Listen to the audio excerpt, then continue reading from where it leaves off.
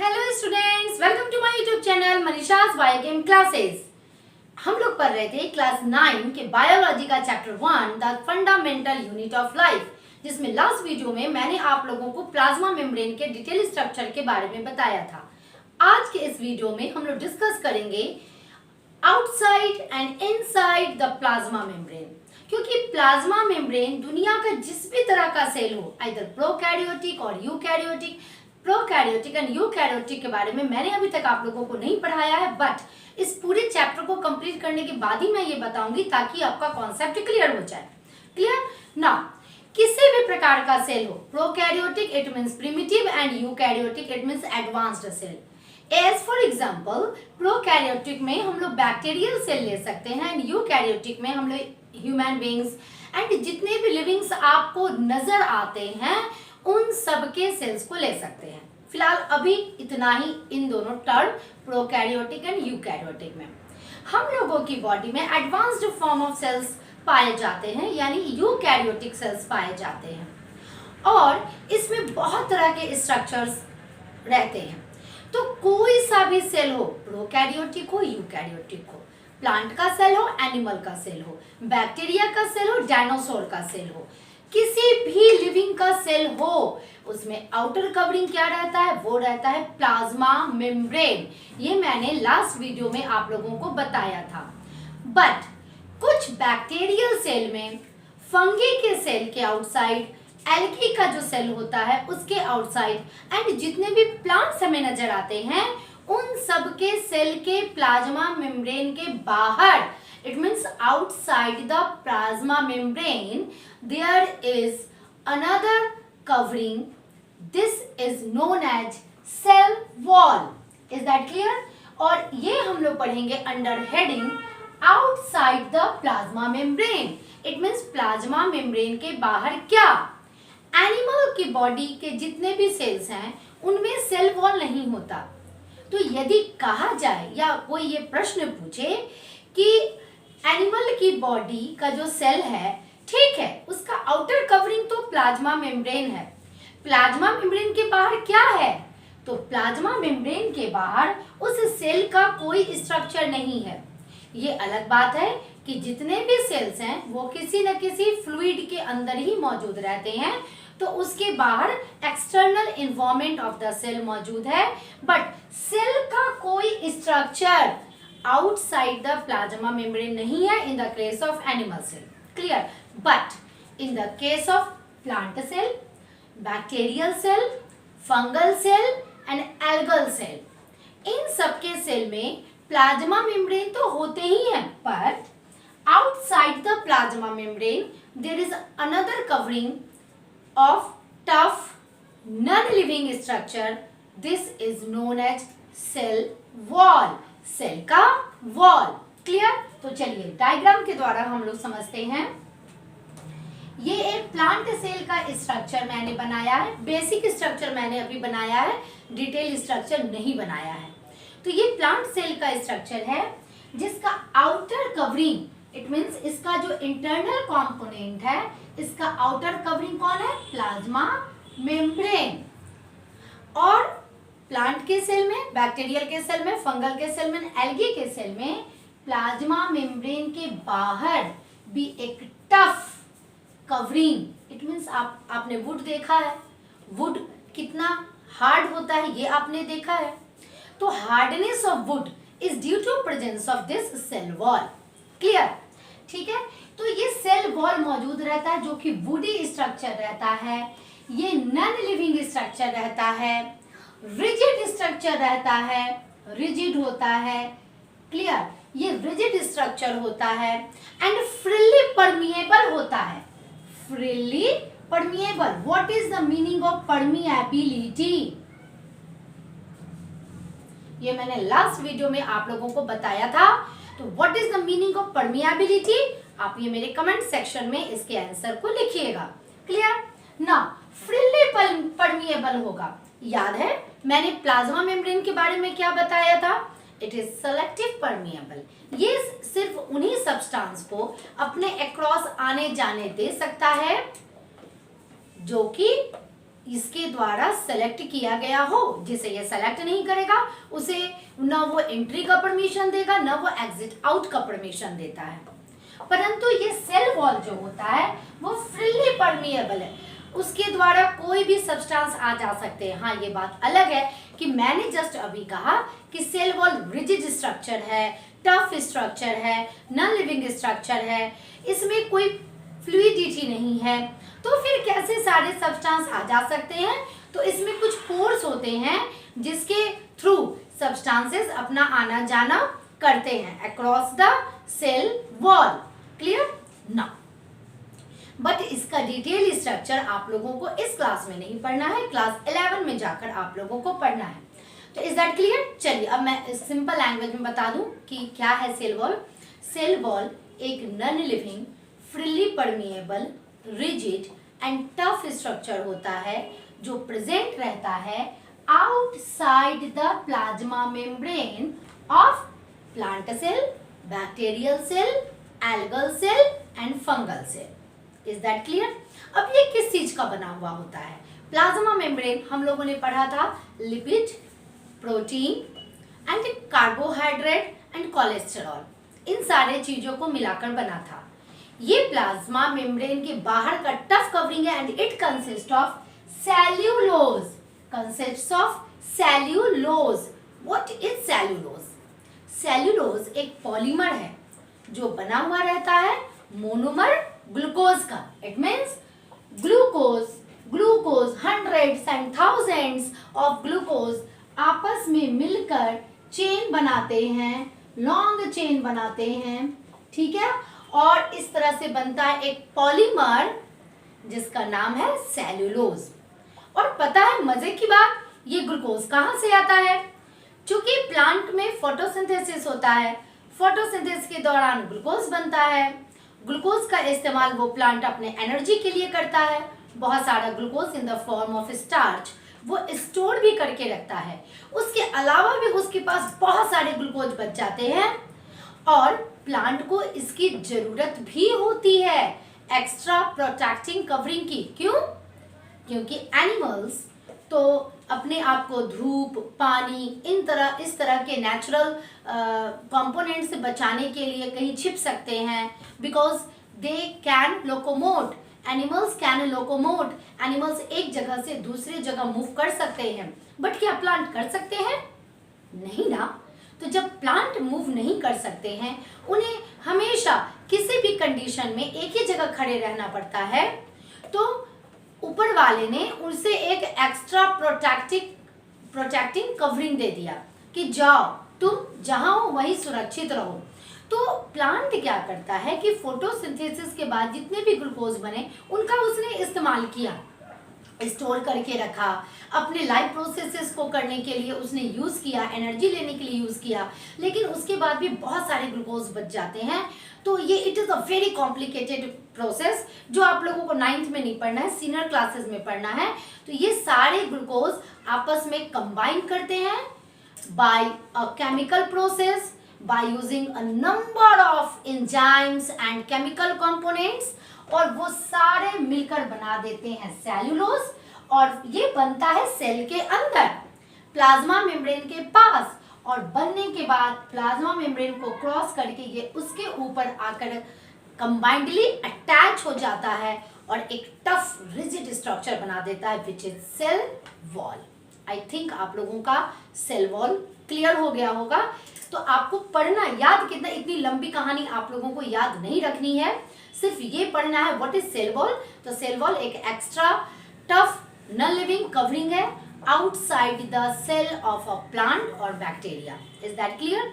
In plant cell it consist of cellulose and cellulose is consist of monomer glucose. It is non living structure, it is rigid and it is freely permeable. आपको फिलहाल इस अपने syllabus के हिसाब से इतना ही याद रखना है ना। इसका क्या फंक्शन है बच्चे? अब naturally it is a rigid structure, तो क्या करेगा ये प्लांट के सेल को शेप देगा।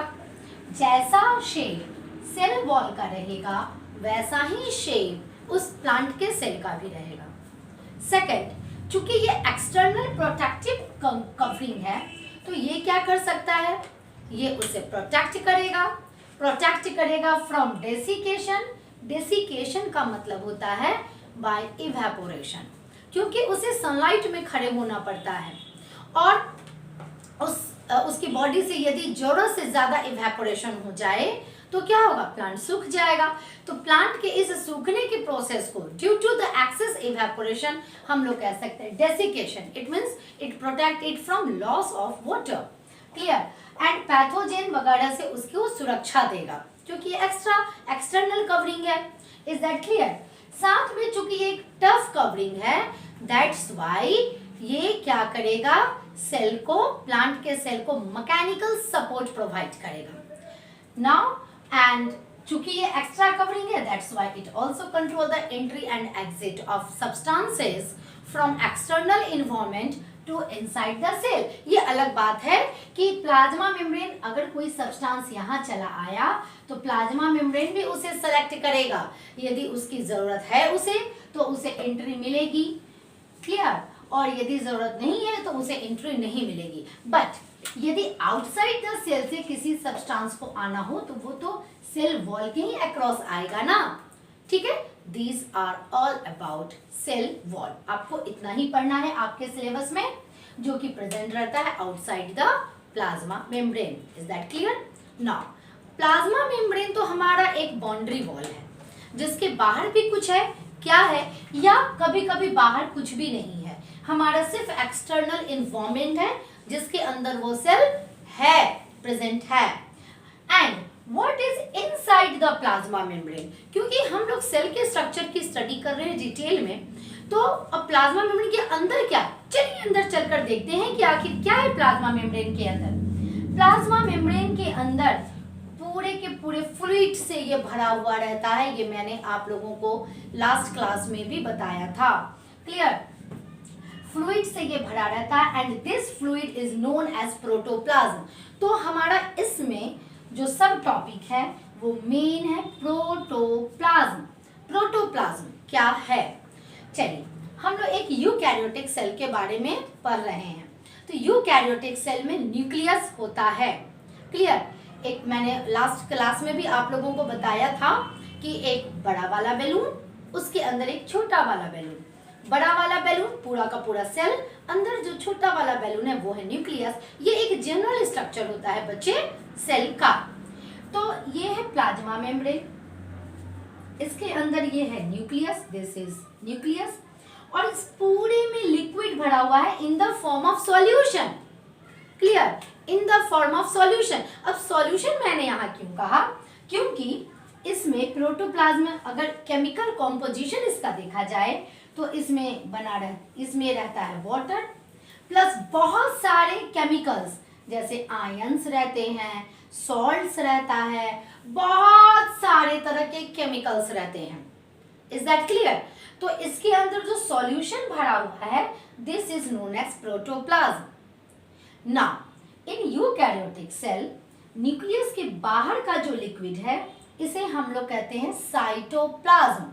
It means the part of protoplasm which is present between the nuclear membrane and plasma membrane.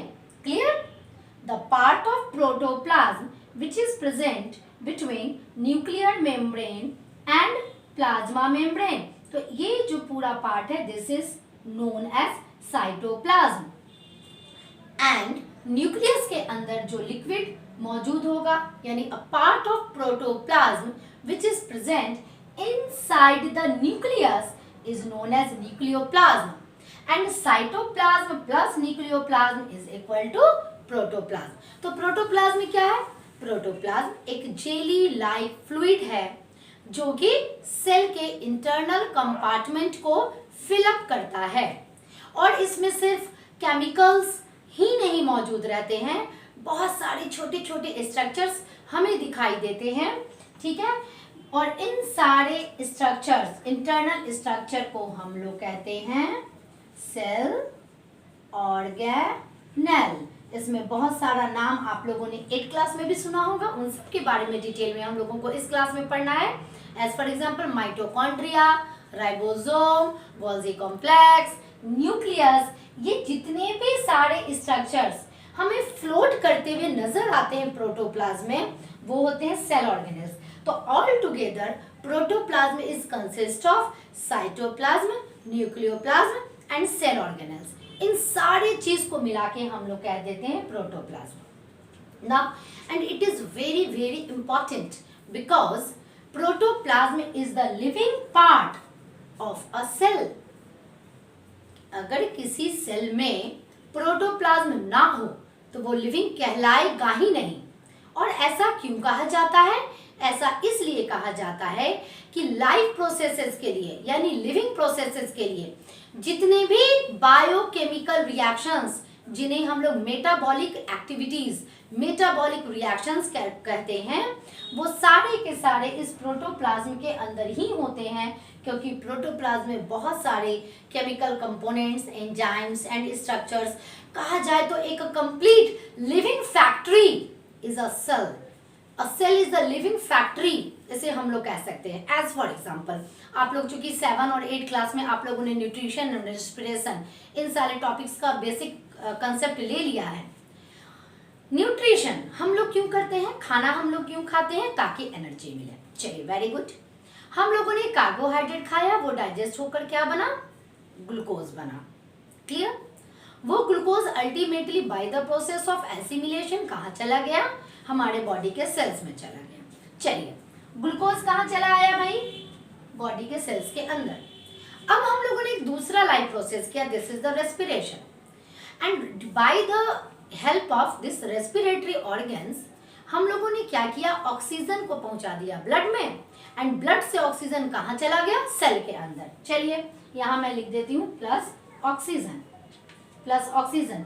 और अंदर जैसे ही ग्लूकोज एंड ऑक्सीजन गया, सेल की फैक्ट्री शुरू हो गई अपने काम को करने में, और पूरी फैक्ट्री चलती गई, दिन रात मेहनत होता गया, बहुत सारे कंपोनेंट्स आते गए एंड सो ऑन। इन सब का डिटेल आप लोगों को 11th एंड 12th क्लास में पढ़ना है, अभी नहीं पढ़ना है। बट अल्टीमेटली क्या हुआ? एनर्जी का प्रोडक्शन हुआ in the form of ATP, adenosine triphosphate। and don't worry, आपको इसी चैप्टर्स का डिटेल पढ़ना है ATP का, एंड आपने जूनियर क्लास में भी सुन रखा है। तो इससे एनर्जी का प्रोडक्शन हुआ। तो जिस एनर्जी की बात हम लोग करते हैं कि भाई खाना खाना चाहिए, क्यों? एनर्जी के लिए। सांस लेते हैं, क्यों? एनर्जी के लिए। बट अल्टीमेटली एनर्जी का प्रोडक्शन कहाँ हो रहा है बच्चे? वो तो हो रहा है सेल के अंदर। और इसी तरह से जितनी भी लाइफ प्रोसेसेस का जो बेसिक आप लोग केमिकल रिएक्शंस, मेटाबॉलिक एक्टिविटीज आप लोग पढ़ोगे, वो सब के सब होंगे सेल के अंदर। That's why protoplasm is the living part of cell, because it is responsible for various living processes. ये बहुत सारे लिविंग प्रोसेसेस को करने में हेल्पफुल है। इट मीन्स कि इसके बिना हो नहीं सकता। तो कहा जाए कि यदि एक सेल है पूरा, चलो सेल वॉल भी है, प्लाज्मा मेम्ब्रेन भी है, सेल ऑर्गेनल्स भी है, सब कुछ है, सारे केमिकल्स भी हमने डाल दिए, बट प्रोटोप्लाज्म नहीं रखा। इट मीन्स कि जो मेन कंपोनेंट है उसका वाटर एंड जो एंजाइम्स है वो हमने नहीं डाला, तो क्या होगा? तब उस सेल में कोई भी लिविंग एक्टिविटी नहीं होगी, तब वो सेल हमारा नॉन लिविंग कहला जाएगा। That's why protoplasm is the living part of the cell. Is that clear? ये एक फ्लूइड स्ट्रक्चर है, जेली लाइक स्ट्रक्चर है, विस्कस लिक्विड है, शहद की तरह थिक होता है। इसके अंदर सारे के सारे सेल ऑर्गेनल्स फ्लोट करते रहते हैं। अब आप लोगों का आई थिंक कि ये टॉपिक भी क्लियर हो गया होगा। और जितने भी सेल ऑर्गेनल्स मैं आज के इस वीडियो के बाद आप लोगों को पढ़ाऊंगी, जितने भी cell organelles, mitochondria and Golgi complex, endoplasmic reticulum and so on, बहुत सारे सेल ऑर्गेनल्स के बारे में मैं पढ़ाऊंगी। तो उन सब में जो भी लिक्विड या फ्लूइड फिलअप रहेगा पार्ट, वो सारा का सारा रहेगा प्रोटोप्लाज्म। ये मत सोचना कि प्रोटोप्लाज्म इसके बाहर है। यदि ये कोई सेल ऑर्गेनल है और मैंने कहा कि इसके अंदर लिक्विड है, it means it is a part of protoplasm. ये अलग बात है कि वहां कुछ अलग तरह के केमिकल का कॉम्पोजिशन हो जाएगा। Is that clear? तो आज के इस वीडियो में हमने डिस्कस किया what about outside the plasma membrane and inside the plasma membrane. And I think आप लोगों का ये कॉन्सेप्ट भी क्लियर हो गया होगा। तो आज के इस वीडियो में इतना ही। यदि इस वीडियो को देखने के बाद कोई डाउट हो तो आप मेरे कमेंट सेक्शन में क्वेश्चन पूछ सकते हैं, मैं उसका जवाब तुरंत आप लोगों को दे दूंगी। क्लियर? नेक्स्ट वीडियो में मिलती हूँ different type of cell organelles के साथ। Till then bye.